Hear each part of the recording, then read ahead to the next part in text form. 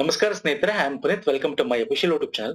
ಸ್ನೇಹಿತರೆ, ಇಂಡಿಯಾ ಮತ್ತೆ world geography through maps ಇದು ಪಾರ್ಟ್ 2 ವಿಡಿಯೋ. ಪಾರ್ಟ್ 1 ವಿಡಿಯೋ ನೋಡಿಲ್ಲ ನೋಡಿ, ದಯವಿಟ್ಟು ಅದರದ್ದು ಲಿಂಕ್ ನಾನು ಡಿಸ್ಕ್ರಿಪ್ಷನ್ ಬಾಕ್ಸ್ ಅಲ್ಲಿ ಹಾಕಿರ್ತೀನಿ. ಓಕೆ ಸರ್, ಡಿಸ್ಕ್ರಿಪ್ಷನ್ ಬಾಕ್ಸ್ ಅಲ್ಲಿ ಹಾಕ್ತೀನಿ. ಇಂಡಿಯಾ ಭಾರತದಲ್ಲಿರ್ತಕ್ಕಂಥ ಪ್ರಮುಖ ಪ್ಲೇಸಸ್ ಏನ್ ನ್ಯೂಸ್ ಅಲ್ಲಿ ಇತ್ತು ಅದ್ರ ಬಗ್ಗೆ ಡಿಸ್ಕಸ್ ಮಾಡಿದೀವಿ. ಓಕೆ ಫೈನ್, ಇದು ಪಾರ್ಟ್ 2. ಈಗ ಸ್ವಲ್ಪ ಪ್ರಪಂಚಕ್ಕೆ ಹೋಗೋಣ. ಪ್ರಾಪಂಚಿಕವಾಗಿ ಯಾವ ಪ್ಲೇಸಸ್ ಗಳು ನ್ಯೂಸ್ ಅಲ್ಲಿ ಇತ್ತು, ಅದರ ಬ್ಯಾಕ್ ಗ್ರೌಂಡ್ ಏನೆಲ್ಲ ತಿಳ್ಕೊಳ್ಳೋಣ. ಅಂಡ್ PDF ಕೇಳ್ತಾ ಇದ್ರಿ ಸರ್, PDF ನಾನು ಆಕ್ಚುಲಿ ಟೆಲಿಗ್ರಾಮ್ ಅಲ್ಲಿ ಹಾಕ್ತೀನಿ ಒನ್ಸ್ ಈ ಕಂಪ್ಲೀಟ್ ಸೀರೀಸ್ ಮುಗಿದ್ಮೇಲೆ. ಯಾಕಂದ್ರೆ ಇವತ್ತು ನಾನು ಪ್ರಾಪಂಚಿಕವಾಗಿರ್ತಕ್ಕಂಥ ತಗೊಂಡಿದ್ದೀನಿ. ಇದ್ರ ನೆಕ್ಸ್ಟ್ ಪಾರ್ಟ್ 3 ಕೂಡ ಬರುತ್ತೆ. ಮತ್ತೆ ಇನ್ನೊಂದಷ್ಟು ಇಂಡಿಯನ್ ಬೇಸ್ಡ್ ಒಂದಷ್ಟು ಪ್ರಮುಖವಾಗಿರೋ ಒಂದಷ್ಟು ಪಾಯಿಂಟ್ಸ್ ಗಳಿವೆ.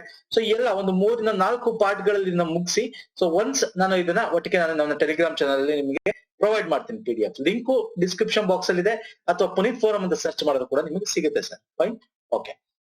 ಸೊ ಇವತ್ತು ಸ್ವಲ್ಪ ಭಾರತದಿಂದ ಹೊರಗೆ ಹೋಗೋಣ. ಓಕೆ, ಹಾಗಿಯಾ ಸೋಫಿಯಾ ಮ್ಯೂಸಿಯಂ ಬಗ್ಗೆ ಮಾತಾಡೋಣ. ತುಂಬಾ ನ್ಯೂಸ್ ಅಲ್ಲಿ ಇತ್ತಿದ್ದು. ಓಕೆ, ಟರ್ಕಿಲಿ ಇರ್ತಕ್ಕಂಥದ್ದು. ಏನಕ್ಕೆ ನ್ಯೂಸ್ ಅಲ್ಲಿ ಇತ್ತು ಸರ್? ಇದು ಏನಕ್ಕೆ ನ್ಯೂಸ್ ಅಲ್ಲಿ? It is A museum. ಇವಾಗ ಇದನ್ನ ಏನ್ ಮಾಡಿದ್ದಾರೆ, ಒಂದು ಮಸೀದಿಯಾಗಿ ಕನ್ವರ್ಟ್ ಮಾಡ್ತಾ ಇದ್ದಾರೆ. ಓಕೆ, ಸೊ ಇದರ ಬ್ಯಾಕ್ ಗ್ರೌಂಡ್ ನೋಡಿದ್ರೆ ಸರ್, ಇಲ್ಲಿ ನಾನು ಮ್ಯಾಪ್ ತೋರಿಸ್ತೀನಿ. ಟರ್ಕಿ ಇಸ್ತನಾಬುಲ್ ಅಲ್ಲಿರ್ತಕ್ಕಂಥದ್ದು. ಮೊದಲು ಇದು ಕಾನ್ಸ್ಟಾಂಟಿನೋಪಲ್ ಆಗಿತ್ತು. ಸ್ವಲ್ಪ ಬ್ಯಾಕ್ ಗ್ರೌಂಡ್ ಹೋಗೋಣ. ಓಕೆ, ಸ್ವಲ್ಪ ಬ್ಯಾಕ್ ಗ್ರೌಂಡ್ ಅಂತಂದ್ರೆ ನಾವು 18ನೇ ಶತಮಾನ 14ನೇ ಶತಮಾನಕ್ಕೆ ಹೋಗೋಣ. ಅವಾಗ ರೋಮ್ ಸಾಮ್ರಾಜ್ಯ ಅಲ್ವಾ? ರೋಮ್ ಸಾಮ್ರಾಜ್ಯ ತುಂಬಾ ಇತ್ತು. ಅದರಲ್ಲಿ ಎಸ್ಪೆಷಲಿ ಬೈಸೆಂಟೈನ್ ಅಂತಕ್ಕಂಥವನೊಬ್ಬ ಇದ್ದ. ಬೈಸೆಂಟೈನ್ ಡಿಕ್ಟೇಟರ್ ಅವನು. ಓಕೆ, ಅವನು ರೋಮ್ ಸಾಮ್ರಾಜ್ಯ ಇಟಲಿ, ಈ ಕಡೆ ರೋಮ್ ಸಾಮ್ರಾಜ್ಯ ಇಟಲಿ ಸ್ಥಾಪನೆ ಮಾಡ್ತಾನೆ.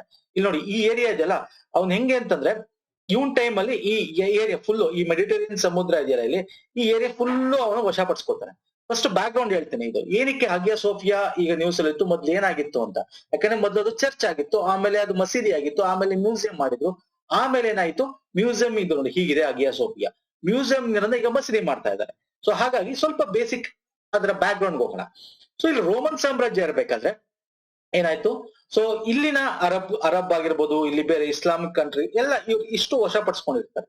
ಓಕೆ, ಆಮೇಲೆ ಬರುತ್ತೆ ನಮ್ಗೆ ಈ ಟೈಮ್ ಅಲ್ಲಿ, ರೋಮನ್ ಸಾಮ್ರಾಜ್ಯ ಟೈಮ್ ಅಲ್ಲಿ ಜಸ್ಟಿನಿಯನ್ 1 ಅಂತಕ್ಕಂತ ಒಬ್ಬ ದೊರೆ, ರೋಮನ್ ಎಂಪರರ್, ಇದನ್ನ ದೊಡ್ಡ ಲಾರ್ಜ್ ಡೋಮ್ ಇರ್ತಕ್ಕಂತ ಈ ಒಂದು ಏನ್ ಕಟ್ತಾನೆ, ಚರ್ಚ್ ಕಟ್ತಾನೆ. ಯಾಕಂದ್ರೆ ಚರ್ಚ್ಗೂ ಮಸೀದಿಗೆ ಏನು, ಮಸೀದಿಯಲ್ಲಿ ನಿಮ್ಗೆ ಅಷ್ಟೊಂದು ನಿಮ್ಗೆ ಏನೋ ಕಿಟಕಿಗಳು ಜಾಸ್ತಿ ಹಾಕಿರಲ್ಲ. ಇಲ್ಲಿ ಡೋಮಲ್ ನೋಡಿ, ಇವೆಲ್ಲ ಕಿಟಕಿಗಳು, ಡೋಮಲ್ ನ್ಯಾಚುರಲ್ ಬೆಳಕು ಬರಕ್ಕೆ ತುಂಬಾ ಕಿಟಕಿಗಳು ಹಾಕಿರ್ತಾರೆ, ದೊಡ್ಡ ದೊಡ್ಡ ಕಿಟಕಿಗಳು ಹಾಕಿರ್ತಾರೆ. ಓಕೆ, ಇದು ರೋಮನ್ ಎಂಪೈರ್ ಟೈಮ್ ಅಲ್ಲಿ ಆಗಿರ್ತಕ್ಕಂಥದ್ದು. ಆಮೇಲೆ ಇದನ್ನ ಅಟೋಮನ್ ಅಂತಂದ್ರೆ ಗೊತ್ತಲ್ಲ, ಯೂಶಲಿ ಇಸ್ಲಾಮಿಕ್ ಬೇಸ್ಡ್ ಅಟೋಮನ್ ಇವ್ರನ್ನ ವಶಪಡಿಸ್ಕೋತಾರೆ. ಯಾರೋನು ಸುಲ್ತಾನ್ ಮೆಹಮೆಟ್ ಅಂತಕ್ಕಂಥನು ಅಟೋಮನ್ ಫೋರ್ಸಸ್ ಬರುತ್ತೆ ಇಲ್ಲಿ. ಏಕೆನ್ ಇಲ್ಲಿ ರೋಮನ್ ಸಾಮ್ರಾಜ್ಯ ಪತನ ಆಗ್ತಾ ಇರ್ಬೇಕಾದ್ರೆ ಅಟೋಮನ್ ಫೋರ್ಸ್ ಬರುತ್ತೆ. ಈ ಹಗಿಯಾ ಸೋಫಿಯಾ ಅಂತಕ್ಕಂಥದ್ದನ್ನ ಇದ್ದಿದ್ದು ಎಲ್ಲಿ, ಕಾನ್ಸ್ಟಾಂಟಿನೋಪಲ್ ಅಲ್ಲಿ ಇದ್ದಿದ್ದು. ಫಸ್ಟ್ ಯಾವ್ದಾಗಿತ್ತು, ಕಾನ್ಸ್ಟಾಂಟಿನೋಪಲ್ ಆಗಿತ್ತು. ಓಕೆ ನೋಡಿ, ಕಾನ್ಸ್ಟಾಂಟಿನೋಪಲ್ ಆಗಿತ್ತು. ಈ ಒಂದು ಅಟೋಮನ್ ಸಾಮ್ರಾಜ್ಯ ಬಂದಾಗ ಇದನ್ನ ಇಸ್ತನಾಬುಲ್ ಅಂತ ಹೆಸರು ಚೇಂಜ್ ಮಾಡ್ತಾರೆ.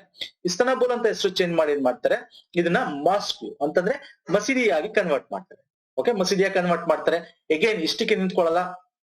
ಇಲ್ಲಿ ಏನಾಗುತ್ತೆ, ಕನ್ವರ್ಟ್ ಮಾಡಿದ್ಮೇಲೆ ಇದೆಲ್ಲ ಕಂಪ್ಲೀಟ್ ಆಟೋಮನ್ ಸಾಮ್ರಾಜ್ಯಕ್ಕೆ ಬರುತ್ತೆ. ಆಟೋಮನ್ ಸಾಮ್ರಾಜ್ಯಕ್ಕೆ ಬಂದಾಗ ಏನಾಗುತ್ತೆ, ಇಲ್ಲಿರ್ತಕ್ಕಂಥವ್ರು ಸ್ವಲ್ಪ ಅಲ್ಲಿ ಇಲ್ಲಿ ಹೋಗ್ತಾರೆ.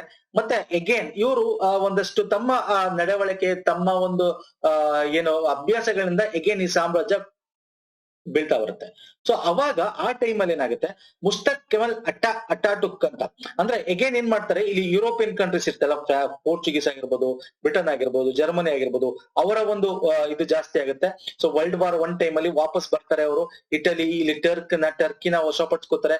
ಅವ್ರಿಗೆ ಇವ್ರು ಅರ್ಧ ತಗೋತಾರೆ, ರಷ್ಯಾಗ ಅರ್ಧ ಬಿಡ್ಕೊಡ್ತಾರೆ. ಯಾಕಂದ್ರೆ US ಪ್ರಭಾವ ಬೀಳ್ಬಾರ್ದು ಅಂತ ರಷ್ಯಾ ನಮ್ಗೊಂಚೂರು ಬೇಕು ಅಂತಾರೆ. ಹಂಗೆ ಈ ರೀತಿ ಆಗೋ ಟೈಮಲ್ಲಿ ಏನಾಗುತ್ತೆ, ಅಲ್ಲಿ ಕೆಮಲ್ ಅಟಾಟುಕ್ ಅಂತಕ್ಕಂಥ ದ ರಿಪಬ್ಲಿಕ್ ಆಫ್ ಟರ್ಕಿ ಅಂತ ಒಂದು ಪಕ್ಷ ಸ್ಥಾಪನೆ ಮಾಡ್ತಾನೆ. ಅಲ್ಲಿ ಹೆಂಗಾಗ್ಬೇಕು ಅಂದ್ರೆ, ಟರ್ಕಿಲಿ ಒಂದು ಜಾತ್ಯತೀತ ರಾಷ್ಟ್ರ, ಸೆಕ್ಯುಲರ್ ರಾಷ್ಟ್ರ ಆಗ್ಬೇಕು ಅಂತ ಹೇಳಿ ಟರ್ಕಿನ ಏನ್ ಮಾಡ್ತಾರೆ, ಅಲ್ಲಿ ರಿಪಬ್ಲಿಕ್ ಆಫ್ ಟರ್ಕಿ ಅಂತ ಮಾಡ್ತಾನೆ. ಅವನೇನ್ ಮಾಡ್ತಾನೆ, ಈ ದೊಡ್ಡದಾದ ಒಂದು ಮಸೀದಿನ ಪುನಃ ಎಗೇನ್ ಚರ್ಚ್ ಆಗಿದ್ದು ಮಸೀದಿ ಆಗಿತ್ತು, ಇದನ್ನ ಏನ್ ಮಾಡ್ತಾನೆ, ಮ್ಯೂಸಿಯಂ ಆಗಿ ಕನ್ವರ್ಟ್ ಮಾಡ್ತಾರೆ. ಯಾಕೆ, ಸೆಕ್ಯುಲರಿಸಂ ಇರಬೇಕು ಅಂತೇಳಿ. ಬಟ್ ಈಗಲೂ ಟರ್ಕಿ ನಿಮ್ಗೆ 95 to 98% ನಿಮ್ಗೆ ಇಸ್ಲಾಂ ಮುಸ್ಲಿಮರು ಸಿಗ್ತಾರೆ.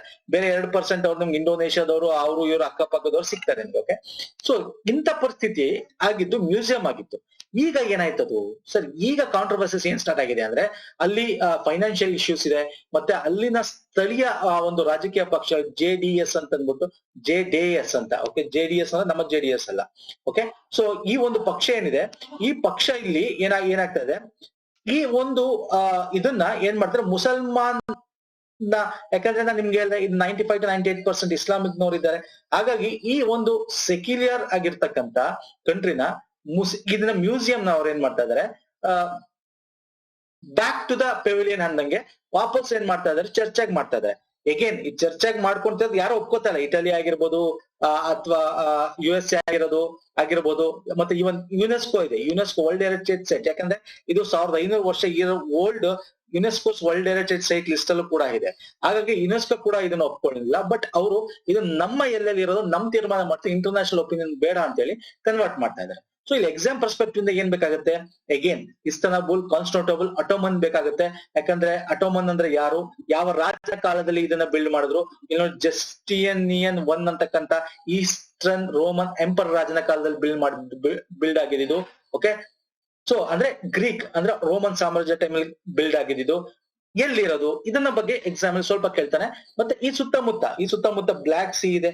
ಓಕೆ, ಇಲ್ಲಿನ ಟರ್ಕಿ ಇದೆಯಲ್ಲ, ಈ ಟರ್ಕಿ ನಿಮ್ಗೆ ಅರ್ಧ, ಇಲ್ಲಿ ಸ್ವಲ್ಪ ಭಾಗ ನಿಮ್ಗೆ ಯುರೋಪಿಯನ್ ಟರ್ಕಿ ಕೂಡ ಇದೆ, ಏಷ್ಯನ್ ಟರ್ಕಿ ಕೂಡ ಇದೆ. ಸೊ ಇಲ್ಲಿ ಮಧ್ಯ ಒಂದು ಏನಿಲ್ಲಿ ನೀವು ಬ್ಲಾಕ್ ಸೀಗೂ ಈ ಮೆಡಿಟೇರಿಯನ್ ಸೀಗೂ ಬರಕ್ಕೆ ಒಂದು ಸಣ್ಣ ಒಂದು ನಿಮ್ಗೆ ಸ್ಟ್ರೈಟ್ ಜಲಸಂಧಿ ಕಾಣುತ್ತೆ. ಆ ಜಲಸಂಧಿ ಯಾವ್ದು ಅಂತ ಕೇಳ್ಬೋದು. ಓಕೆ, ಸೊ ಇದು ಮುಂದೆ ಡಿಸ್ಕಸ್ ಮಾಡೋಣ. ಸೊ ಇದು ವೆರಿ ಇಂಪಾರ್ಟೆಂಟ್. ಅಗಿಯಾ ಸೋಫಿಯಾ ಎಲ್ಲಿದೆ, ಯಾವ ರಾಷ್ಟ್ರದಲ್ಲಿದೆ, ಯಾವ ಒಂದು ಇದ್ರಲ್ಲಿದೆ ಅಂತಕ್ಕಂಥ ತಿಳ್ಕೊಬೇಕಾಗಿತ್ತು. Okay sir, fine. ನೆಕ್ಸ್ಟ್ ಬರ್ತೀನಿ, ಮರಾವಾ ದ್ವೀಪ. ಇದು ಕೂಡ ನ್ಯೂಸ್ ಅಲ್ಲಿ ಇತ್ತು. ಯಾಕೆ ನ್ಯೂಸ್ ಅಲ್ಲಿ ಇತ್ತು? ವರ್ಲ್ಡ್ ಓಲ್ಡೆಸ್ಟ್ ಪರ್ಲ್ ಮುತ್ತು ಸಿಕ್ಕಿದೆ ಅಂತ ಹೇಳಿ. ನ್ಯಾಚುರಲ್ ಮುತ್ತು ಇದು. ಓಲ್ಡೆಸ್ಟ್ ಅಂದ್ರೆ ಸರ್ ಪರ್ಲ್ ನಮ್ಗೆ ಗೊತ್ತಿದೆ, ನ್ಯಾಚುರಲ್ ಆಗಿ ಎಲ್ಲಾಗುತ್ತೆ, ಸಮುದ್ರಗಳಲ್ಲಾಗುತ್ತೆ ಅಲ್ವಾ ಮುತ್ತು. ಇಲ್ಲಿ ಓಲ್ಡೆಸ್ಟ್ ಮುತ್ತು ಹೆಂಗ್ ಬಂತಿಲ್ಲಿ ಅಂದ್ರೆ ಇದು ನಿಯೋಲಿಥಿಕ್. ನೆನೆ ಇದ್ರ ಬಗ್ಗೆ ಮಾತಾಡಿದ್ದೆ, ನಿಯೋಲಿಥಿಕ್ ಸೈಟ್ ಅಂತ ಕರಿತೀವಿ. ನಿಯೋಲಿಥಿಕ್ ಟೈಮ್ ಅಲ್ಲಿ ಆಗಿರ್ತಕ್ಕಂತ ಒಂದು ಇದು. ಸೊ ಇದ್ರಿಂದ ನಮ್ಗೆ ಏನ್ ಅರ್ಥ ಆಗುತ್ತೆ ಅಂತಂದ್ರೆ, ಮಿಡಲ್ ಈಸ್ಟ್ ಆಗಿರ್ಬೋದು, ಇಂಡಿಯಾ ಆಗಿರ್ಬೋದು, ಅಂದ್ರೆ ನಮ್ಮ ಈ ಕಡೆ ಏಷ್ಯಾ ಕಂಟ್ರಿ ಆಗಿರ್ಬೋದು, ಇಲ್ಲಿ ಮಧ್ಯ ವ್ಯಾಪಾರ ವಹಿವಾಟು ನಡೀತಾ ಇತ್ತು ಅನ್ನೋದಕ್ಕೆ ಇದು ಒಂದು ಕೂರ್ಗು. ಸೊ ಇದು ಮರವಾ ಐಲ್ಯಾಂಡ್. ನಿಮ್ಗೆ ಎಕ್ಸಾಂಪಲ್ ಸಿಂಪಲ್ ಆಗಿ ಹೇಳ್ತಾ, ಇತ್ತೀಚೆಗೆ ಸುದ್ದಿಲಿದ್ದ ಮರವಾ ಐಲ್ಯಾಂಡ್ ಯಾವ ಒಂದು ರಾಷ್ಟ್ರದಲ್ಲಿ ಬರುತ್ತೆ, ಎಲ್ಲಿ ಬರುತ್ತೆ ಅಂತ ಕೇಳಬಹುದು ಸುಮ್ಮನೆ. ಇದು ಬರೋದು ಅಬುದಾಬಿ ಹತ್ರ, ಅಂದ್ರೆ ಯುನೈಟೆಡ್ ಅರಬ್ ಎಮಿರೇಟ್ಸ್, UAE ಹತ್ರ. ಓಕೆ, ಅಲ್ಲಿಂದ 15 ಕಿಲೋಮೀಟರ್ ದೂರ ಇರ್ತಕ್ಕಂಥ ಒಂದು ಸಣ್ಣ ದ್ವೀಪ. ನಿಮಗೆ ತೋರಿಸ್ತೇನೆ. ಮರವಾ ಐಲ್ಯಾಂಡ್ ಅಂತ ಇಲ್ಲಿದೆ ನೋಡಿ. ಇಟ್ ಇಸ್ UAE, ಅಬುದಾಬಿ ಇದೆ ಕ್ಯಾಪಿಟಲ್. ಸೊ ಇಲ್ಲಿಂದ ಒಂದು 15 ಕಿಲೋಮೀಟರ್ ದೂರದಲ್ಲಿ ಇರ್ತಕ್ಕಂಥದ್ದು ಮರವಾ ಐಲ್ಯಾಂಡ್. ಸೊ ಏನ್ ಬೇಕಾದ್ರೆ ಕೇಳಬಹುದು, ಮರವಾ ದ್ವೀಪದಲ್ಲಿ ನಮಗೆ ಓಲ್ಡೆಸ್ಟ್ ಕೆಳಗಿನ ಯಾವ್ದು ಸಿಕ್ಕಿದೆ, ವಜ್ರ, ಚಿನ್ನ, ಓಕೆ, ಮುತ್ತು, ಹೆಂಗ್ ಬೇಕಾದ್ರೆ ಕೇಳಬಹುದು ಎಕ್ಸಾಮ್ ಅಲ್ಲಿ. ಓಕೆ, ಮತ್ತೆ ಮರವಾ ದ್ವೀಪ ಎಲ್ಲಿದೆ ಅಂತ ಕೂಡ ಕೇಳಬಹುದು, ಅದು ಕೂಡ ಬೇಕಾಗುತ್ತೆ. ವೆರಿ ಇಂಪಾರ್ಟೆಂಟ್ ಇದು. ಓಕೆ, ಮತ್ತೆ ಈ ಮರವಾ ಐಲ್ಯಾಂಡ್ ಯಾವ ಒಂದು ಇದ್ರಲ್ಲಿದೆ ಅಂದ್ರೆ ಅದರ ಸುತ್ತಮುತ್ತ ಯಾವ ನದಿ, ಯಾವ ಸಾಗರ ಅಥವಾ ಯಾವ ಗಲ್ಫ್, ಕೊಲ್ಲಿ ಯಾವ್ದಿದೆ ಅಂತ ಕೂಡ ಕೇಳಬಹುದು. ಸೊ ಇಲ್ಲಿ ಯಾವ್ದು ಬರುತ್ತೆ ಮುಂದೆ ನಾನು ತೋರಿಸ್ತಾ ಹೋಗ್ತೀನಿ ಮ್ಯಾಪ್ ಅಲ್ಲಿ. ಓಕೆ, ಬನ್ನಿ ನೆಕ್ಸ್ಟ್ ಬನ್ನಿ. ತಾಳ್ ಜ್ವಾಲಾಮುಖಿ. ಈಗ ಸ್ವಲ್ಪ ಜ್ವಾಲಾಮುಖಿ ಬಗ್ಗೆ ತಿಳ್ಕೊಳ್ಳೋಣ. PSI, PC, FDS ರಿಪೀಟೆಡ್ ಆಗಿ ಕೇಳ್ತಾ ಇರ್ತಾನೆ. ಓಕೆ, ಈ ಸುದ್ದಿಯಲ್ಲಿದ್ದ ಈ ತಾಳ್ ಜ್ವಾಲಾಮುಖಿ ಯಾವ ದೇಶದಲ್ಲಿ ಏನೋ ಉದ್ಭವ ಆಗಿತ್ತು ಅಂತೆಲ್ಲ ಕೇಳ್ತಾ ಇರ್ತಾನೆ. ತಾಲ್ ಏನ್ ಬೇಕಾದ್ರೆ ಕರೀಬಹುದು, ಟಾಳ್ ಏನ್ ಬೇಕಾದ್ರೆ ಕರೀಬಹುದು ಉಚ್ಚಾರಣೆ. ಓಕೆ, ಇದು ಫಿಲಿಪೈನ್ಸ್ ಅಲ್ಲಿ ಇರ್ತಕ್ಕಂಥದ್ದು. ಫಿಲಿಪೈನ್ಸ್ ನ ಲೂಸಾನ್ ಐಲ್ಯಾಂಡ್ ಅಂತಕ್ಕಂಥ ಜಾಗದಲ್ಲಿ ಎರಪ್ಟ್ ಆಗಿರ್ತಕ್ಕಂಥದ್ದು. ಇಲ್ಲಿ ನೋಡಿ, ಫಿಲಿಪೈನ್ಸ್ ನ ಲೂಸಾನ್ ಐಲ್ಯಾಂಡ್ ಅಂತ ಜಾಗದಲ್ಲಿ ಎರಪ್ಟ್ ಆಗೋದು. ಇದು ಲೂಸಾನ್ ಐಲ್ಯಾಂಡ್, ಇಲ್ಲಿ ಎರಪ್ಟ್ ಆಗಿರ್ತಕ್ಕಂಥದ್ದು. ಅಗೇನ್ ಫಿಲಿಪೈನ್ಸ್ ಅಂತ ತಕ್ಷಣ ಅಲ್ಲಿನ ರಾಜಧಾನಿ ಮನಿಲಾ ಅಂತ ಗೊತ್ತಿರಬೇಕು, ವೆರಿ ಇಂಪಾರ್ಟೆಂಟ್. ಓಕೆ, ಮನಿಲಾ ಅಂತ ಗೊತ್ತಿರಬೇಕು. ಸೊ ಅಗೇನ್ ಇಲ್ಲಿ ಏನಾಗುತ್ತೆ ಅಂದ್ರೆ ಸರ್, ಇದು ಈಗ ಜ್ವಾಲಾಮುಖಿ ಅಂತ ಬಂದ ತಕ್ಷಣ ನಮಗೆ ಜ್ವಾಲಾಮುಖಿ ವಿಧಗಳು ಯಾವ್ದಾದ್ರು ಪ್ರಮುಖ ಜ್ವಾಲಾಮುಖಿಯ ಯಾವ ವಿಧಕ್ಕೆ ಸೇರಿದೆ ಇದು ನೀವು ತಿಳ್ಕೊಂಡಿರ್ಬೇಕಾಗುತ್ತೆ.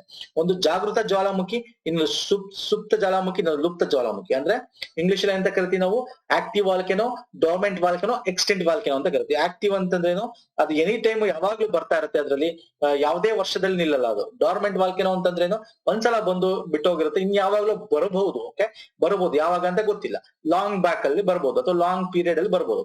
ಎಕ್ಸ್ಟೆಂಟ್ ವಾಲ್ಕೆನೋ ಅಂದ್ರೆ ಒಂದ್ಸಲ ಬಂದಿದೆ, ಬರಲ್ಲ, ನಿಂತೋಗಿದೆ. ಸೊ ಅದನ್ನ ಎಕ್ಸ್ಟೆಂಟ್ ವಾಲ್ಕೆನೋ ಅಂತ ಕರಿತೀವಿ, ಅಂದ್ರೆ ಲುಪ್ತ ಜ್ವಾಲಾಮುಖಿ. ಸೊ ಎಕ್ಸಾಂಪಲ್ ನೋಡಿದ್ರೆ ಅರ್ಜೆಂಟೈನಾದ ಅಹಾಂಕೋಗುವಾ, ತಾಂಜಾನಿಯಾದ ಗೊರಾಂಗೋರಾ, ಸ್ಕಾಟ್ಲೆಂಡ್ ನ ಅರ್ಥರ್ ಸೀಟ್. ಓಕೆ, ಇನ್ನು ಸುಪ್ತ ಜ್ವಾಲಾಮುಖಿ ನೋಡೋದಾದ್ರೆ ಒಮ್ಮೆ ಸ್ಫೋಟಿಸಿ ಬಹುಕಾಲದವರೆಗೆ ಅದು ಜಾಗೃತವಾಗಿರಲ್ಲ, ಪುನಃ ಯಾವಾಗ್ಲೂ ಅವರು ಬರ್ಬೋದು. ಮೌಂಟ್ ವೆಸನೋಸ್ ಇಟಲಿ ಕೇಳಿದನ್ಸರ್ ಎಕ್ಸಾಮ್ ಅಲ್ಲಿ. ಓಕೆ, ಜಪಾನಿನ ಫ್ಯೂಜಿಯಾಮಾ, ಇಂಡೋನೇಷ್ಯಾದ ಕ್ರಕಟೋವಾ, ಮತ್ತೆ ಈಗ ಜಾಗೃತ ಅಂದ್ರೆ ಎನಿ ಟೈಮ್ ಫಿಲಿಪೈನ್ಸ್ ದ್ವೀಪದ ಪಿನಾಟೋಬೋ. ಓಕೆ, ಈಗ ಫಿಲಿಪೈನ್ಸ್ ದ್ವೀಪದ ನೋಡ್ತಾ ಇದೀವಿ. ತಾಳ್ ಜ್ವಾಲಾಮುಖಿ ಫಿಲಿಪೈನ್ಸ್ ದ್ವೀಪದಲ್ಲಿ ಇರೋದು. ಇಟಲಿಯ ಸ್ಟ್ರಾಂಬೋಲೋ, ಎಟ್ನಾ. ಓಕೆ, ಎಟ್ನಾ ಕೂಡ ಲಾಸ್ಟ್ ಇಯರ್ 2019-20 ಇದು ಕೂಡ ಆಕ್ಟಿವ್ ಆಗಿತ್ತು. Last year current affair cover ಮಾಡಿದೆ ಇದು ಕೂಡ. US ಸೆಂಟ್ ಹೆಲೆನಾ ಹವಾಯಿ ದ್ವೀಪ. ಈಗ ಹವಾಯಿ ದ್ವೀಪದಲ್ಲೂ ಕೂಡ ಮತ್ತೊಂದು ವಾಲ್ಕೆನೋ ಆಗಿದೆ. ಮುಂದೆ ನಾನು ತೋರಿಸ್ತಾ ಹೋಗ್ತೇನೆ. ಸೊ ಇದೆಲ್ಲ ನೀವು ಡೀಟೇಲ್ ಆಗಿ ನಮಗೆ ಸ್ಟ್ಯಾಟಿಕ್ ಪೋರ್ಷನ್ ಕೂಡ ಕವರ್ ಮಾಡ್ಕೋಬೇಕಾಗುತ್ತೆ ಸ್ನೇಹಿತರೆ. ಸೊ ಇಲ್ಲಿ ಇದೊಂದೇ ಅಲ್ಲ, ನೆಕ್ಸ್ಟ್ ಇನ್ನೊಂದು ವಾಲ್ಕೆನೋ ಇದೆ, ಅನಕಾ ಕ್ರಕಾಟೋ ಅಂತೇಳಿ. ಅನಕಾ ಕ್ರಕಾಟೋ ಅಂತಕ್ಕಂಥದ್ದು ಇಂಡೋನೇಷ್ಯಾ. ಸರ್ ಮರಿಬೇಡಿ, ಫಿಲಿಪೈನ್ಸ್ ವಾಲ್ಕೆನೋ, ಫಿಲಿಪೈನ್ಸ್. ಓಕೆ, ಮತ್ತೆ ಇಂಡೋನೇಷಿಯಾ, ಇಟಲಿ, ಹವಾಯಿ ದ್ವೀಪ, ಇವೆಲ್ಲ ವೆರಿ ಇಂಪಾರ್ಟೆಂಟ್. ಅಥವಾ Pacific ocean ring of fires ಅಂತ ಕರಿತೀವಿ. ಪೆಸಿಫಿಕ್ ಸಾಗರದ ರಿಂಗ್ ಆಫ್ ಫೈರ್ಸ್. ಸೊ ಇದಿಷ್ಟು ವೆರಿ ಇಂಪಾರ್ಟೆಂಟ್ ಆಗುತ್ತೆ. ಈಗ ಯೂಶಲಿ ಎಕ್ಸಾಮ್ ಅಲ್ಲಿ ಕರೆಂಟ್ ಅಫೇರ್ ರಿಲೇಟೆಡ್ ಕೇಳೋದ್ರಿಂದ ನಾನು ಬರೀ ಕರೆಂಟ್ ಅಫೇರ್ ತಗೊಂಡಿದ್ದೀನಿ ಅಷ್ಟೇ. ಓಕೆ, ಅನಕಾ ಕ್ರಕಾಟೋ ಅಂತಕ್ಕಂಥದ್ದು ಸುಂದಾ ಸ್ಟ್ರೈಟ್ ಮತ್ತೆ ಜಾವಾ, ಅಂದ್ರೆ ಜಾವಾ ಮತ್ತು ಸುಮಾತ್ರ ಐಲ್ಯಾಂಡಿನ ಮಧ್ಯ ಬರ್ತಕ್ಕಂಥದ್ದು. ಎಲ್ಲಿ ಜಾವಾ ಮತ್ತು ಸುಮಾತ್ರ ಎಲ್ಲಿ ಬರುತ್ತೆ ಸರ್? ಜಾವಾ ಮತ್ತು ಸುಮಾತ್ರ ಅದು ಇಂಡೋನೇಷ್ಯಾ ಅಲ್ವಾ ಸರ್? ಇಂಡೋನೇಷ್ಯಾದಲ್ಲಿ ಬರ್ತಕ್ಕಂಥದ್ದು ಇಲ್ಲಿ ನೋಡಿ, ಅನಕಾ ಕ್ರಕಾಟೋ ಅಂತ ಇದೊಂದು ಸಣ್ಣ ಐಲ್ಯಾಂಡ್ ಇದೆ, ಅಲ್ಲಿ ಈ ಒಂದು ನಾವು ನೋಡ್ಬೋದು. ಈ ಸುಮಾತ್ರ ಮತ್ತೆ ಜಾವಾ. ಯಾಕೆ ಇಲ್ಲಿ ಸುಂದಾ ಸ್ಟೇಟ್ ಇದೆ. ಸುಂದಾ ಸ್ಟೇಟ್ ಏನ್ ಮಾಡುತ್ತೆ, ಇಲ್ಲಿ ನಮ್ಗೆ ಜಾವಾ ಸೀಗೂ ಮತ್ತೆ ಇಂಡಿಯನ್ ಓಷನ್ಗೂ ಕನೆಕ್ಟ್ ಮಾಡುತ್ತೆ. ಇದು ಗೊತ್ತಿರಬೇಕು. ಸುಂದಾ ಜಲಸಂಧಿ ಮತ್ತೆ ಸುಂದಾ ಸ್ಟೇಟ್ ಜಲಸಂಧಿ ಎಕ್ಸಾಮ್ ಅಲ್ಲಿ ಕೇಳಬಹುದು. ನ್ಯೂಸ್ ಅಲ್ಲಿ ಏನೇನಿರುತ್ತೆ ಸರ್, ಅದ್ರ ಸುತ್ತಮುತ್ತ ಇರೋದನ್ನ ನೋಡ್ಕೋಬೇಕಾಗುತ್ತೆ. ಯಾವುದಕ್ಕೆ ಸಂಬಂಧಪಟ್ಟಿದೆ. ಈಗ ಇಲ್ಲಿದೆ ಅಂದ ತಕ್ಷಣ, ಸುಂದಾ ಸ್ಟೇಟ್ ಇದೆ ಅಂದ ತಕ್ಷಣ, again it is connected between ಯಾವುದು, ಇಲ್ಲಿ ನಮ್ಗೆ ಯಾವ್ದಿದೆ, ಜಾವಾ ಸಮುದ್ರ ಇದೆ, ಜಾವಾ ಸಿ, ಇಲ್ಲಿ ಹಿಂದೂ ಮಹಾಸಾಗರ ಇದೆ. ಇದೆರಡು ನಡುವೆ ಕನೆಕ್ಟ್ ಮಾಡ್ತಕ್ಕಂಥದ್ದೇ ಈ ಸಣ್ಣ ಜಲ ಭಾಗ ಇದೆಯಲ್ಲ, ಅದನ್ನ ಜಲಸಂಧಿ ಅಂತ ಕರಿತೀವಿ. ಅಥವಾ ಎಕ್ಸಾಮ್ ಅಲ್ಲಿ ಸುಂದಾ ಸ್ಟ್ರೈಟ್ ಈಸ್ ಬಿಟ್ವೀನ್ ಜಾವಾ ಮತ್ತೆ ಸುಮಾತ್ರ ಐಲ್ಯಾಂಡಿನ ಮಧ್ಯ ಕನೆಕ್ಟ್ ಮಾಡ್ತಕ್ಕಂತ ಒಂದು ಬೇರ್ಪಡಿಸ್ತಕ್ಕಂಥ ಒಂದು ಜಲಸಂಧಿನೇ ಸುಂದಾ ಜಲಸಂಧಿ ಅಂತ ಕರಿಬೇಕಾಗುತ್ತೆ. ಫೈನ್. ಈಗ ಇಂಡೋನೇಷಿಯಾ ಅಂದ ತಕ್ಷಣ again sir very important, Jakarta ಅದರ ರಾಜಧಾನಿ ಆಗಿತ್ತು. ಈಗಲೂ ಕೂಡ ಜಕಾರ್ತಾನೆ, ಈಗ ಶಿಫ್ಟ್ ಆಗ್ತಾ ಇದೆ. ಯಾಕೆ ಶಿಫ್ಟ್ ಆಗ್ತಿದೆ? ಹೊಸ ರಾಜಧಾನಿ 2 ವರ್ಷದಿಂದ ನ್ಯೂಸ್ ಅಲ್ಲಿ ಇತ್ತು. ಯಾವುದು? ಇಂಡೋನೇಷ್ಯಾದ ಹೊಸ ರಾಜಧಾನಿ. ಇದು ವೆರಿ ಇಂಪಾರ್ಟೆಂಟ್ ಆಗುತ್ತೆ. ಇಂಡೋನೇಷ್ಯಾದ ಹೊಸ ರಾಜಧಾನಿ ಈಸ್ಟ್ ಕಾಲಿಮಂತನ್ ಅಂತ ನೋಡಿ. ಈಸ್ಟ್ ಕಾಲಿಮಂತನ್ ಇದೆಲ್ಲ ಇಂಡೋನೇಷ್ಯಾ. ಈ ಕಲರು ಈ ಸಣ್ಣ ಸುತ್ತ ಇದೆಲ್ಲ ಇವೆಲ್ಲ ಇಂಡೋನೇಷ್ಯಾದ್ದೇ. ಇಲ್ಲಿ ಈಸ್ಟ್ ಕಾಲಿಮಂತನ್ ಅಂತಕ್ಕಂಥದ್ದು ಬೋರ್ನಿಯೋ ಐಲ್ಯಾಂಡ್. ಇದು ಬೋರ್ನಿಯೋ ಅಂತಕ್ಕಂಥ ಒಂದು ದ್ವೀಪ. ಈ ದ್ವೀಪದಲ್ಲಿ ಈಸ್ಟ್ ಕಾಲಿಮಂತನ್, ಇಲ್ಲಿ ಅವರು ಏನ್ ಮಾಡ್ತಾ ಇದಾರೆ, ತಮ್ಮ ಒಂದು ಈ ಜಕಾರ್ತಾದಿಂದ ಇಲ್ಲಿಗೆ ಶಿಫ್ಟ್ ಮಾಡ್ತಾ ಇದ್ದಾರೆ. ಇದನ್ನ ಐಡೆಂಟಿಫೈ ಮಾಡಿದರೆ ತಕ್ಷಣ ಶಿಫ್ಟ್ ಮಾಡಕ್ಕಾಗುತ್ತಾ? ಇಲ್ಲ. ಇಲ್ಲಿ ಇನ್ಫ್ರಾಸ್ಟ್ರಕ್ಚರ್ ಬಿಲ್ಡ್ ಆಗ್ಬೇಕಾಗುತ್ತೆ. ಯಾಕೆ ಸರ್ ಇಲ್ಲಿ ವಾಯು ಮಾಲಿನ್ಯ ಜಾಸ್ತಿ ಆಗಿದೆ, ಕ್ರೌಡ್ ಜಾಸ್ತಿ ಆಗಿದೆ, ಟ್ರಾಫಿಕ್ ಜಾಸ್ತಿ ಆಗಿದೆ, ಮತ್ತೆ ಇದು ಇಲ್ಲಿ ಸೀಗೆ ಮುಳುಗ್ತಾ ಬರ್ತಾರೆ. Because of sea level rise ಇಂದ ಇದು ಒಂದು ತೀರ ಪ್ರದೇಶ ಮುಳುಗ್ತಾ ಬರ್ತಾ ಇದೆ. ಹಾಗಾಗಿ ಇಲ್ಲಿಂದ ಅವ್ರು ಏನ್ ಮಾಡ್ತಾರೆ, this is the best place ಅಂತ ಹೇಳಿ ನಾವು ಇಂಡೋನೇಷ್ಯಾದವರು ಇಲ್ಲಿಗೆ ತಗೊಂಡೋಗ್ತಾರೆ. ಈಸ್ಟ್ ಕಾಲಿಮಂತನ್. ಓಕೆ, ಪೂರ್ವ ಕಾಲಿಮಂತನ್ ಅಂತ ಕರಿತೀವಿ. ಕಾಲಿಮಂತನ್ ಎಲ್ಲಿರೋದು ಸರ್? ಅದು ಬೋರ್ನಿಯೋ ಐಲ್ಯಾಂಡ್, ಬೋರ್ನಿಯೋ ದ್ವೀಪದಲ್ಲಿದೆ ನೋಡಿ. ಬೋರ್ನಿಯೋ ದ್ವೀಪದಲ್ಲಿದೆ. ಎಕ್ಸಾಮ್ ಇದು ಕೂಡ ವೆರಿ ಇಂಪಾರ್ಟೆಂಟ್. ನ್ಯೂಸ್ ಅಲ್ಲಿ ಇದೆ. ಏನ್ ಬೇಕಾದ್ರೆ ಈ ತರದ್ದು UPSC ಕೇಳ್ತಾನೆ ಸರ್. ಇತ್ತೀಚೆಗೆ ಸುದ್ದಿಯಲ್ಲಿದ್ದ ಏನೋ ಈ ಒಂದು ದ್ವೀಪ ಯಾವ್ದಕ್ಕೆ ಸಂಬಂಧಿಸಿತು ಅಂತ ಕೇಳ್ತಾನೆ. ಸುಮ್ನೆ ಹೆಂಗೆ ಕೇಳ್ತಾನೆ, ಯಾವ್ದಕ್ಕೆ? ಈಗ ಬೋರ್ನಿಯೋ ದ್ವೀಪ ಯಾವ್ದಕ್ಕೆ ಸಂಬಂಧಿಸಿದೆ? ಇಂಡೋನೇಷ್ಯಾದ ಹೊಸ ರಾಜಧಾನಿ. ಓಕೆ, ಅಥವಾ ಅಲ್ಲಿ ಒಂದು ಜ್ವಾಲಾಮುಖಿ ಉದ್ಭವ ಆಗಿತ್ತು, ಅಥವಾ ಅಲ್ಲಿ ಆ ಒಂದು ಏನೋ ಇಂಡೋನೇಷ್ಯಾ ಮತ್ತೆ ಚೈನಾ ನಡುವೆ ಇರ್ತಕ್ಕಂಥ ಒಂದು ಏನೋ ಸಂಬಂಧದಲ್ಲಿ ಇರ್ತಕ್ಕಂಥ ಒಂದು ಜಾಗ ಅಂತ, ಹಿಂಗೆ ಏನೋ ಒಂದು ಈ ರೀತಿ ಆಪ್ಷನ್ಸ್ ನ ಕೊಟ್ಬಿಟ್ಟು ಕೇಳ್ತಾನೆ. ಓಕೆ, ನೆಕ್ಸ್ಟ್ ವೆರಿ ಇಂಪಾರ್ಟೆಂಟ್, ನಾನು ನಿಮ್ಗೆ ಹೇಳಿದ್ದೆ ಹವಾಯಿ ದ್ವೀಪದ ಹತ್ರ ಕಿಲೋವಾ ವಾಲ್ಕೆನೋ ಅಂತಕ್ಕಂಥದ್ದು. ಕಿಲೋವಿಯಾ ವಾಲ್ಕೆನೋ, ಇಲ್ಲಿ ನೋಡಿ, ಕಿಲೋವಿಯಾ ವಾಲ್ಕೆನೋ ಅಂತಕ್ಕಂಥದ್ದು ಹವಾಯಿ ದ್ವೀಪದಲ್ಲಿ ಆಗಿರ್ತಕ್ಕಂಥದ್ದು. ಐಲ್ಯಾಂಡ್ಸ್ ಆಫ್ ಹವಾಯಿ ಅಲ್ಲಿ ಬರುತ್ತೆ ಸರ್. ಇದು ಪೆಸಿಫಿಕ್ ಸಾಗರದಲ್ಲಿ ಬರುತ್ತೆ, ಗೊತ್ತಿರಬೇಕು. ಪೆಸಿಫಿಕ್ ಸಾಗರ, ಪೆಸಿಫಿಕ್ ಓಷನ್. ಯಾರು ಸೇರಿದ ಹವಾಯಿ ದ್ವೀಪ? USA ಸೇರಿರೋದು ಹವಾಯಿ ದ್ವೀಪ. ಇದು ಕೂಡ ವೆರಿ ಇಂಪಾರ್ಟೆಂಟ್. ಓಕೆ, ಇದನ್ನು ಕೂಡ ಎಕ್ಸಾಮ್ ಅಲ್ಲಿ ಕೇಳ್ತಾನೆ. ಕಿಲೋವಾ ವಾಲ್ಕೆನೋ ಎಲ್ಲಿ ನಾವು ಕಾಣಬಹುದು? ಇತ್ತೀಚೆಗೆ ಅದು ಎರಪ್ಟ್ ಆಗಿದೆ, ಅದು ಏನಾಗಿದೆ, ವಾಲ್ಕೆನೋ ಉದ್ಭವಿಸಿದೆ, ಎಲ್ಲಿ ನಾವು ಕಾಣಬಹುದು ಅಂತ ಕೇಳ್ತಾನೆ. ಇದು ಹವಾಯಿ ದ್ವೀಪದಲ್ಲಿ ಕಾಣಬಹುದು. ಓಕೆ, ವೆರಿ ಇಂಪಾರ್ಟೆಂಟ್ ಇದು. ಇನ್ನು ಮೇಜರ್ ವರ್ಲ್ಡ್, ಈಗ ಮೌಂಟ್ ಎಟ್ನಾ ಅಂತ ಹೇಳಿದ್ರೆ ಇಟಲಿ. ಓಕೆ, ಮೌಂಟ್ ಸಿನಬಂಗ್ ಅಂತಿದೆ, ಸಿನಬಂಗ್ ಅಂತ, ಇದು ಇಂಡೋನೇಷ್ಯಾ. ಇದು ಕೂಡ ನ್ಯೂಸ್ ಅಲ್ಲಿ ಇತ್ತು. ಓಕೆ, ಅಗೋಂಗಾ, ಇದು ಕೂಡ ಇಂಡೋನೇಷ್ಯಾ ನ್ಯೂಸ್ ಅಲ್ಲಿ ಇತ್ತು. ಕ್ರಕಟಾವು, ಈಗ ನಾವು ನೋಡಿದ್ವಿ. ಈ ಮೂರುನು ಏನಿದೆ, ಎಲ್ಲಿದೆ? ನಮ್ಮ ಇಂಡೋನೇಷ್ಯಾದಲ್ಲಿ ಇರೋದು. ಬ್ಯಾರನ್ ಐಲ್ಯಾಂಡ್ ನಮ್ಮ ಒಂದು ಅಂಡಮಾನ್ ನಿಕೋಬಾರ್ ಹತ್ರ ಬರುತ್ತೆ. ಮೌಂಟ್ ಎಟ್ನಾ, ಇದು ಕೂಡ ನ್ಯೂಸ್ ಅಲ್ಲಿ ಇತ್ತು. ಓಕೆ, ಸೊ ಹಿಂಗೆ ಪ್ರಮುಖವಾಗಿ ನೋಡಿ ಲೋಹಿಲಿ, ಕೈಲವ್ವಾ, ಇದು ಎಲ್ಲಿಂದ? ಲೋಹಿ, ಇದು ಯಾವ್ದಿರೋದು? ಪೆಸಿಫಿಕ್ ಓಷನ್ ಅಲ್ವಾ? ಯಾವ್ದು ಇದು? ಹವಾಯಿ ದ್ವೀಪ. ಹವಾಯಿ ದ್ವೀಪದಲ್ಲಿ ಇರ್ತಕ್ಕಂಥದ್ದು. ಸೊ ಇದು ವೆರಿ ವೆರಿ ಇಂಪಾರ್ಟೆಂಟ್. ಒಂದಷ್ಟು ಯೂಶಲಿ ತುಂಬಾ ಇದೆ, ಆದ್ರೆ ಅವನು ಯಾವ್ದು ನ್ಯೂಸ್ ಅಲ್ಲಿ ಇರುತ್ತೆ ಆ ವರ್ಷದಲ್ಲಿ ಅದನ್ನ ಎಕ್ಸಾಮ್ ಅಲ್ಲಿ ಕೇಳ್ತಾನೆ. ಓಕೆ ಸರ್, ಇನ್ನೊಂದ್ಸಲ ನೋಡ್ಕೊಳ್ಳಿ. ನಾನು ಲಾಸ್ಟ್ ಇಯರ್ ಕವರ್ ಮಾಡಿದೀನಿ, ಅಲ್ಲೂ ಕೂಡ ನಾನು ಮಾಡಿದೀನಿ. ಸರಿ, ಫೈನ್. ಈಗ ಈ ದ್ವೀಪಗಳನ್ನ ಕವರ್ ಮಾಡ್ತಾ ಇದ್ದೆ, ಹಾಗಾಗಿ ನಾನು ಇಲ್ಲಿಗೆ ಬರ್ತೇನೆ. ಈಗ ನಾನು UAE ಬಗ್ಗೆ ಹೇಳಿದೆ. ಇಲ್ಲಿ ಮರವಾ ಐಲ್ಯಾಂಡ್ ನೋಡಿ, ಇದು UAE ಅಲ್ವಾ, ಯುನೈಟೆಡ್ ಅರಬ್ ಎಮಿರೇಟ್ಸ್. ಇಲ್ಲಿ ಅಬುದಾಬಿ ಇದೆ, ಇಲ್ಲಿ ಏನಾಗಿದೆ ಮರವಾ ಐಲ್ಯಾಂಡ್ ಇದೆ.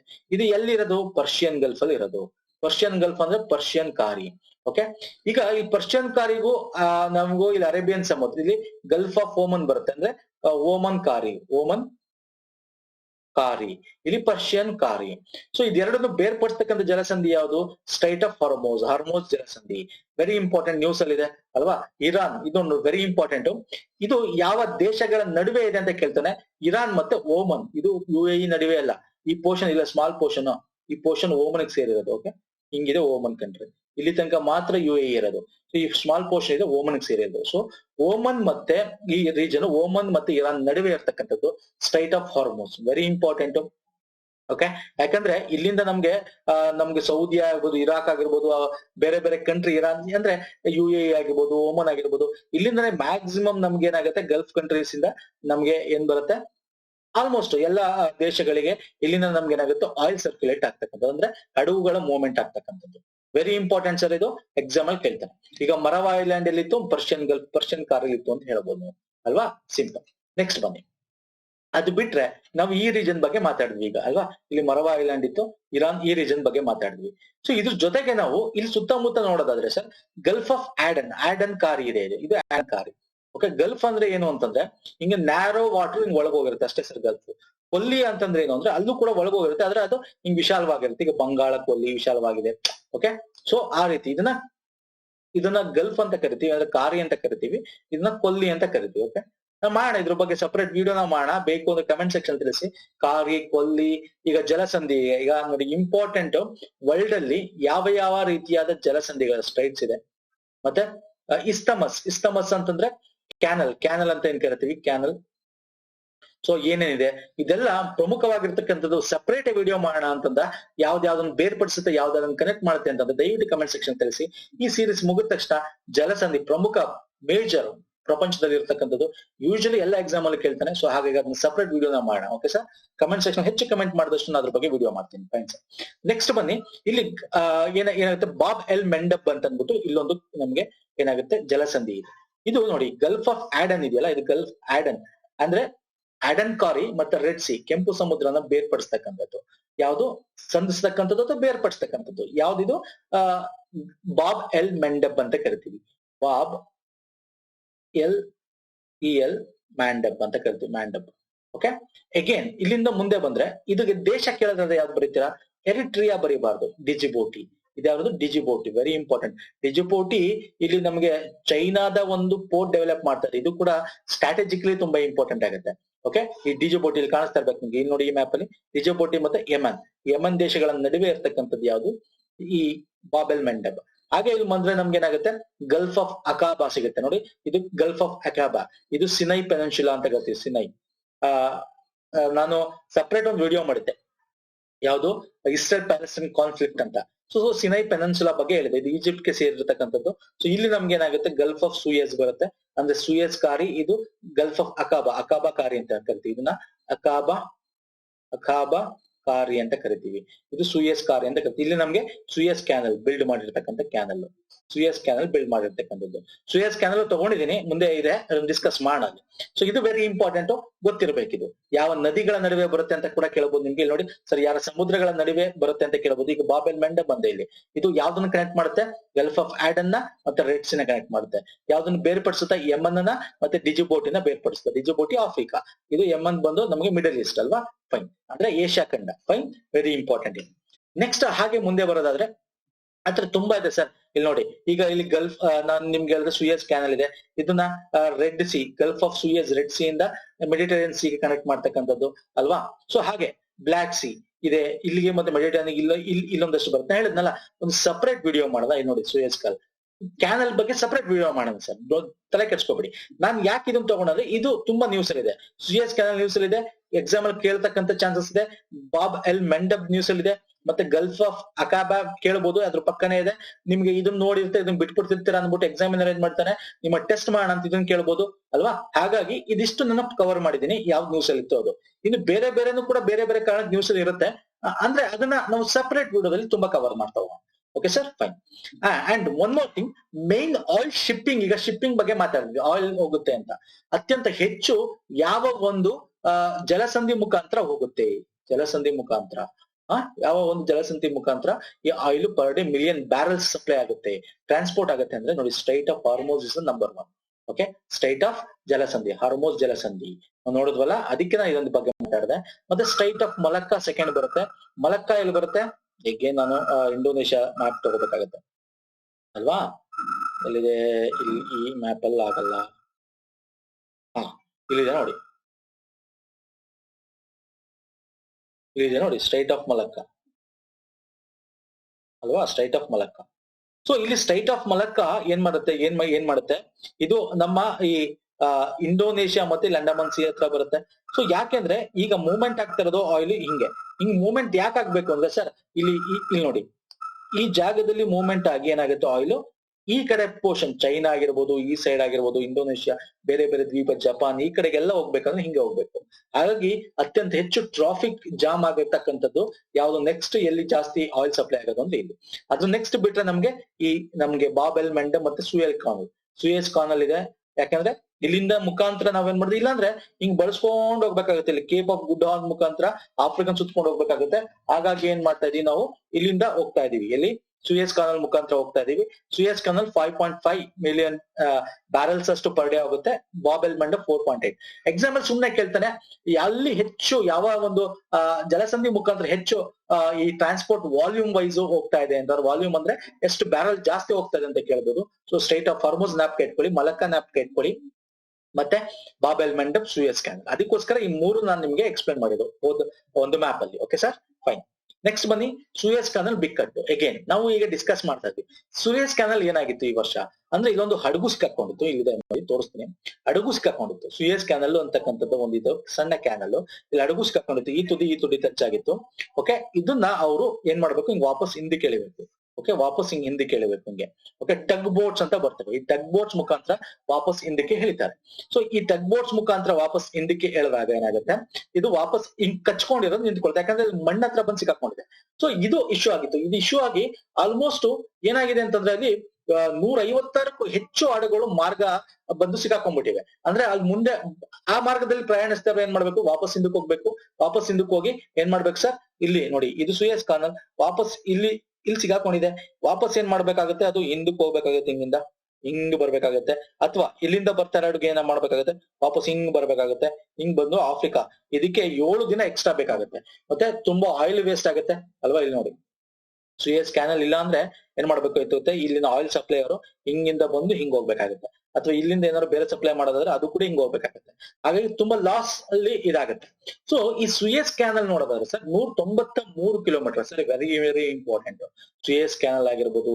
ಓಕೆ, ಮತ್ತೆ ನಮಗೆ ಬೇರೆ ಬೇರೆ ಕಾರಾ ಕ್ಯಾನಲ್ ಅಂತ ಇನ್ನೊಂದು ಬರುತ್ತೆ, ವೆರಿ ಇಂಪಾರ್ಟೆಂಟ್. ಅದು ಕೂಡ ಕರೆಂಟ್ ಅಫೇರ್ ಇತ್ತು, ಅದ್ರ ಬಗ್ಗೆ ಡಿಸ್ಕಸ್ ಮಾಡೋಣ.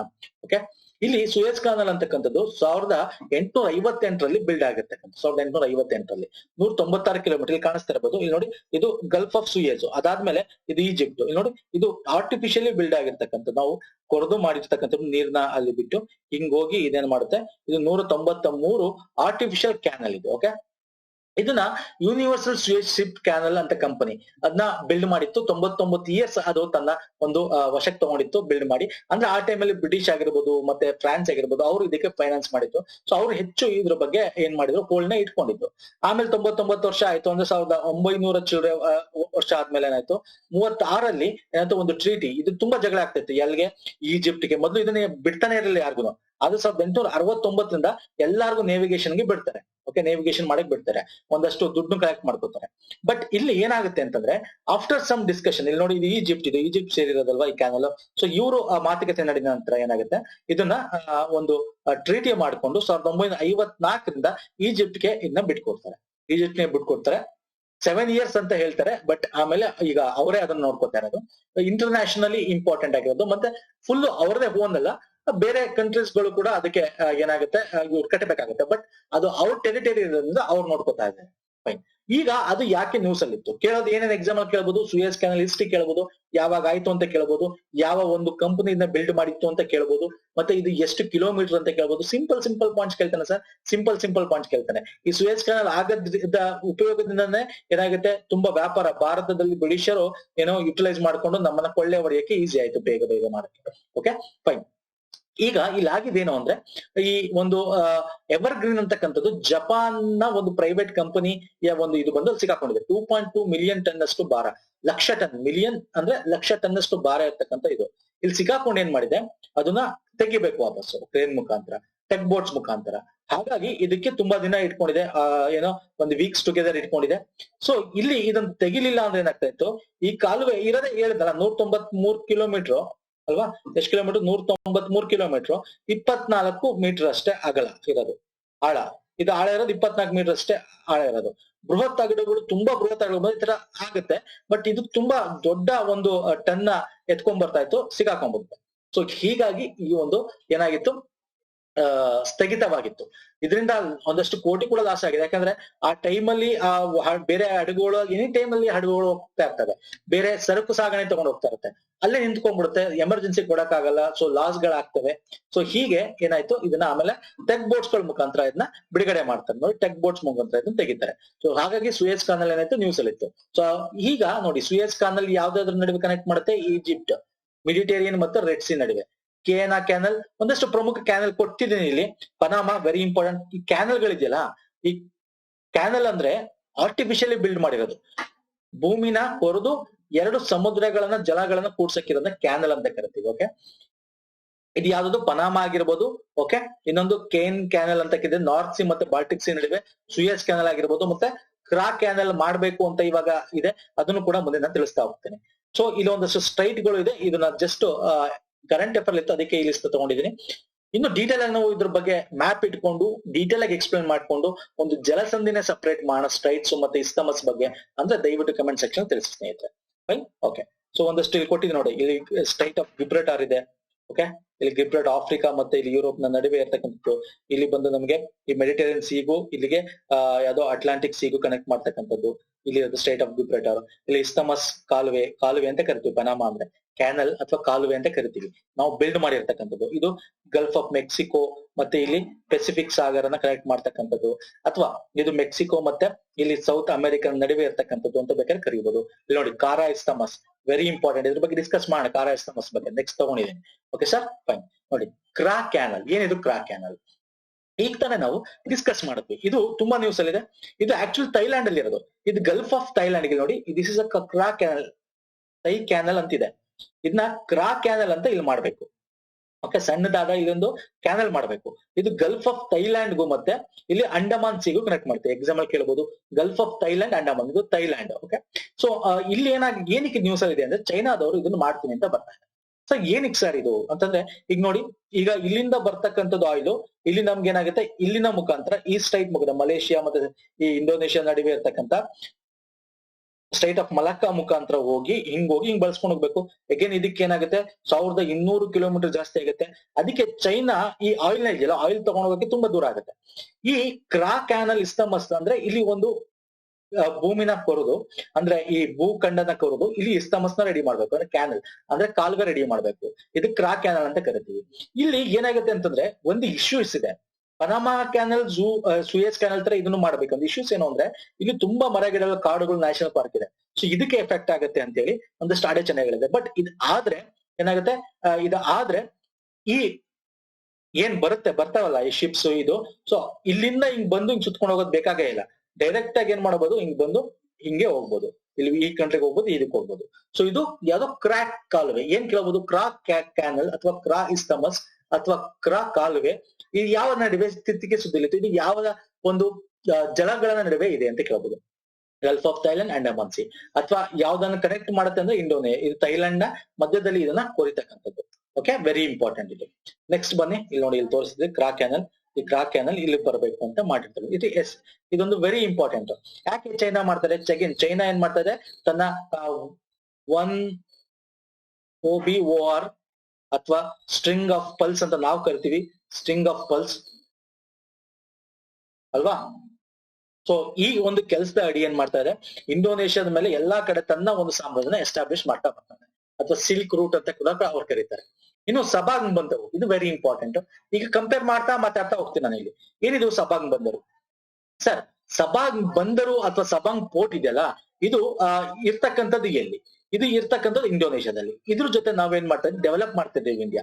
ಏನಕ್ಕೆ ವೆರಿ ಇಂಪಾರ್ಟೆಂಟ್ ಇದು ಅಂತಂದ್ರೆ, ಇದು ಸ್ಟ್ರಾಟಜಿಕಲಿ ಒಂದು ವೆರಿ ಇಂಪಾರ್ಟೆಂಟ್.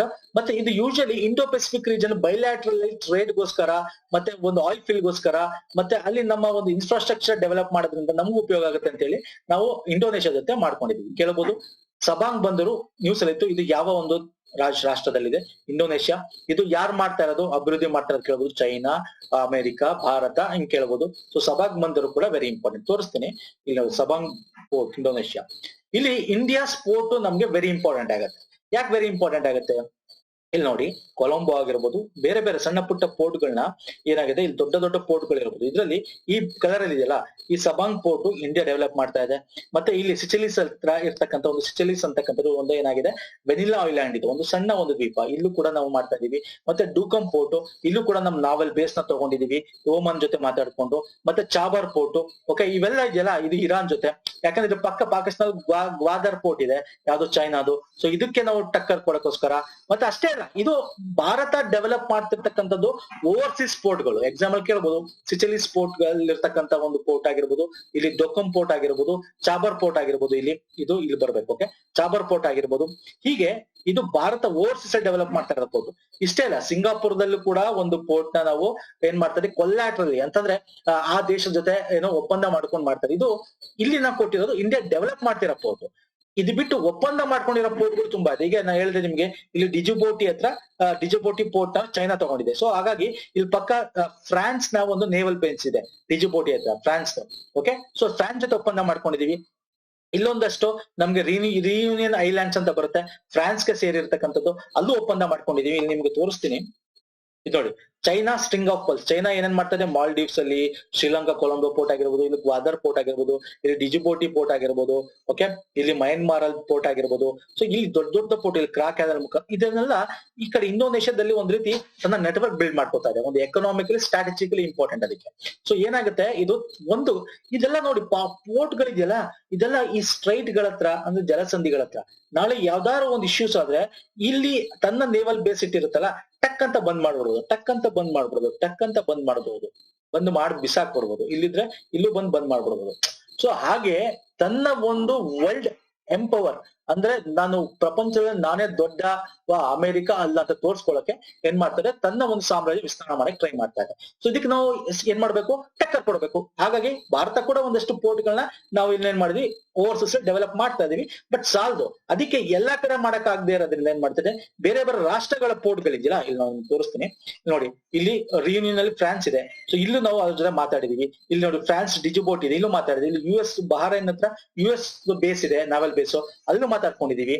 ಹಂಗೆ ಸಿಂಗಾಪುರ್ ಅಲ್ಲಿ ಇದೆ, ಇಲ್ಲೂ ನಾವು ಮಾತಾಡ್ಕೊಂಡಿದೀವಿ. ಮತ್ತೆ ಜಪಾನ್ ಜೊತೆ ಮಾತಾಡ್ಕೊಂಡಿದೀವಿ. ಸೊ ಅಂದ್ರೆ ಅಲ್ಲೂ ಕೂಡ ನಮ್ಮದು ನಾವೆಲ್ ಬೇಸ್ ಕೂಡ ಇರ್ತೀವಿ, ನಿಮ್ ಜೊತೆ ನಾವು ಇರ್ತೀವಿ ಅಂತ ಅವ್ರ ಜೊತೆ ಕೋಆಪರೇಟಿವ್ ಆಗಿ ಅವರ ನಾವೆಲ್ ಬೇಸ್ ಗಳಲ್ಲೂ ಕೂಡ ನಮ್ಮ ಒಂದು ಇದನ್ನ ಎಸ್ಟಾಬ್ಲಿಷ್ ಮಾಡಕ್ಕೆ ಟ್ರೈ ಮಾಡ್ತಾ ಇದೀವಿ. ಸೊ ಇವೆಲ್ಲ ವೆರಿ ಇಂಪಾರ್ಟೆಂಟ್ ಆಗುತ್ತೆ, ಎಕ್ಸಾಮ್ ಅಲ್ಲಿ ಕೇಳ್ತಾನೆ ಸ್ನೇಹಿತರೆ. ಓಕೆ, ಇನ್ನು ಚಾಬರ್ ಪೋರ್ಟ್, ಅಗೇನ್ ಈಗ ಪೋರ್ಟ್ ಗಳು ಡಿಸ್ಕಸ್ ಮಾಡ್ತಾ ಇದೆ. ಚಾಬರ್ ಪೋರ್ಟ್ ಪ್ರತಿ ವರ್ಷ ನ್ಯೂಸ್ ಅಲ್ಲಿ ಇರುತ್ತೆ. ಯಾಕಂದ್ರೆ ನಾವು ಹೋದ ವರ್ಷ ಅಂತೂ ಏನಾಗಿತ್ತು, ನಮ್ಮ ಒಂದು ರೈಲ್ ಪ್ರಾಜೆಕ್ಟ್, ಚಾಬರ್ ಪೋರ್ಟ್ ಇಂದ ರೈಲ್ ಪ್ರಾಜೆಕ್ಟ್ ಏನಿತ್ತು, ಎಲ್ಲಿ ತನಕ, ಝಾರಂಜ್ ತನಕ, ಇದನ್ನ ಕಿತ್ಕೊಂಡ್ತು ಯಾರು, ಚೈನಾ. ಅಂದ್ರೆ ಇರಾನ್ ಏನ್ ಮಾಡ್ತು, ಚೈನಾ ಕೊಡ್ತು, ಇದು ಡೆವಲಪ್ ಡಿಲೇ ಆಗ್ತಾ ಇದೆ ಅಂತ ಹೇಳ್ತಾ. ಹಾಗಾಗಿ ಇದು ನ್ಯೂಸ್ ಇತ್ತು. ಮತ್ತೆ ಈ ಮೀಟಿಂಗ್ ನಡೀತಾನೆ ಇರುತ್ತೆ. ಇದೇನು Chabahar port, India, Iran, Afghanistan ಮಾಡ್ಕೊಂಡಿರ್ತಕ್ಕಂಥ ಜಾಯಿಂಟ್ ವೆಂಚರ್ ಇದು. ಅಂದ್ರೆ ಏನಾಗುತ್ತೆ, ಇಲ್ಲಿ ಅಫ್ಘಾನಿಸ್ತಾನಕ್ಕೆ ಇಂಡಿಯಾದಿಂದ ಬ್ಲಾಕ್ ಹೋಗಕ್ಕಾಗಲ್ಲ. ಯಾಕೆ, ಇದು ಇಲ್ಲಿ ವಶಪಡಿಸ್ಕೊಂಡಿದೆ. ಇಲ್ಲಿ ಏನಾಗ್ತಾ ಇದೆ, ಸಿಪೆಕ್ ಇದೆ. ಸಿಪೆಕ್ ಅಂದ್ರೆ ಚೈನಾ ಪಾಕಿಸ್ತಾನ ಎಕನಾಮಿಕ್ ಕಾರಿಡಾರ್ ಇದೆ. ಸೊ ಇಲ್ಲಿ ನಮಗೆ ಹೋಗಕ್ಕೆ ದಾರಿ ಇಲ್ಲ. ಹಾಗಾಗಿ ಪಾಕಿಸ್ತಾನ ಬೈಪಾಸ್ ಮಾಡಿ ನಾವು ಮುಂಬೈ ಪೋರ್ಟ್ ಆಗಿರ್ಬೋದು, ಕಾಂಡ್ಲಾ ಪೋರ್ಟ್ ಆಗಿಂದ ಆಗಿರ್ಬೋದು, ಇಲ್ಲಿ ಚಾಬರ್ ಪೋರ್ಟ್ ಹೋಗಿ ಇದು ಏನೋ ಜಲ, ಆಮೇಲೆ ರೈಲ್ ಇಲ್ಲಿಂದ ಈ ಪೋರ್ಟ್ ಇಂದ, ಚಾಬಾರ್ ಪೋರ್ಟ್ ಇಂದ ಝೇದಾನ್ ಅಂತ ಪ್ರದೇಶ ತನಕ ಏನ್ ಮಾಡ್ಬೋದು, ಝೇದಾನ್ ಪ್ರದೇಶ ತನಕ ರೈಲಲ್ಲಿ ಹೋಗಿ ಆಮೇಲೆ ಏನೋ ರೋಡ್ ಮುಖಾಂತರ ಅಫ್ಘಾನಿಸ್ತಾನ ಕಾಬೂಲ್ ತಲುಪಬಹುದು. ಸೊ ಇದು ನಮ್ಗೆ ಇಂಪಾರ್ಟೆಂಟ್, ಯಾಕಂದ್ರೆ ಅಫ್ಘಾನಿಸ್ತಾನ ಇಲ್ಲಿಂದ ಮುಂದಕ್ಕೆ ಹೋದ್ರೆ ನಮ್ಗೆ ಮಧ್ಯಪ್ರಾಚ್ಯ ರಾಷ್ಟ್ರಗಳಿದೆ, ಉಜ್ಬೇಕಿಸ್ತಾನ್, ತಜಿಕಿಸ್ತಾನ ಅಲ್ವಾ, ತುರ್ಕಿಸ್ತಾನ್. ಸೊ ಎಲ್ಲ ತುಂಬಾ ಮಧ್ಯಪ್ರಾಚ್ಯ ರಾಷ್ಟ್ರಗಳಿರುತ್ತೆ, ವ್ಯವಹಾರಕ್ಕೆ ಇಂಪಾರ್ಟೆಂಟ್ ಆಗುತ್ತೆ. ಸೊ ಇದು ನಾವು ಸ್ಟ್ರಾಟಜಿಕಲಿ ನಾವು ಚೈನಾಗೆ ಟಕ್ಕರ್ ಕೊಡಕ್ ಮಾಡ್ತಾ ಇದೀವಿ. ಬಟ್ ಇಷ್ಟ ಅಲ್ಲದೆ ನಾವು international north south economic corridor ಕೂಡ ಮಾಡ್ತಾ ಇದೀವಿ. ಇದ್ರ ಬಗ್ಗೆ ನಾನು ಇವತ್ತು ಡಿಸ್ಕಸ್ ಮಾಡಲ್ಲ, ನಾಳೆ ಡಿಸ್ಕಸ್ ಮಾಡ್ತೇನೆ. ವೆರಿ ಇಂಪಾರ್ಟೆಂಟ್ ಇದು ಕೂಡ. ಓಕೆ, ಸೊ ಇದಿಷ್ಟು ಪ್ರಮುಖವಾಗಿ ನಾನು ಡಿಸ್ಕಸ್ ಮಾಡಿರೋ ಸ್ನೇಹಿತರೆ ಇವತ್ತಿನ ವಿಡಿಯೋದಲ್ಲಿ. ಸೊ ನಾಳೆ ವಿಡಿಯೋ ಇದೆಯಲ್ಲ ತುಂಬಾ ಇಂಪಾರ್ಟೆಂಟ್. ಹೇಳಿದ್ರೆ international north south economic corridor ಇದೆಯಲ್ಲ, ಇದು ಕಂಪ್ಲೀಟ್ ಆಗಿ ನಾವು ಈ ಕಡೆ ಸೈಡ್ ಅಂದ್ರೆ ಇಲ್ಲಿ ಮ್ಯಾಪ್ ಇದ್ರೆ ತೋರಿಸ್ತೀನಿ ನಿಮ್ಗೆ.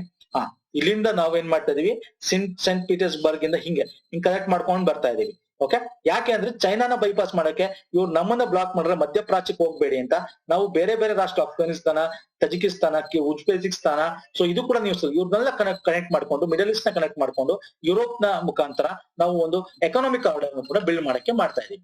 ಸೊ ಇದನ್ನ ನಾಳೆ ಡಿಸ್ಕಸ್ ಮಾಡ್ತೀನಿ ನಾನು.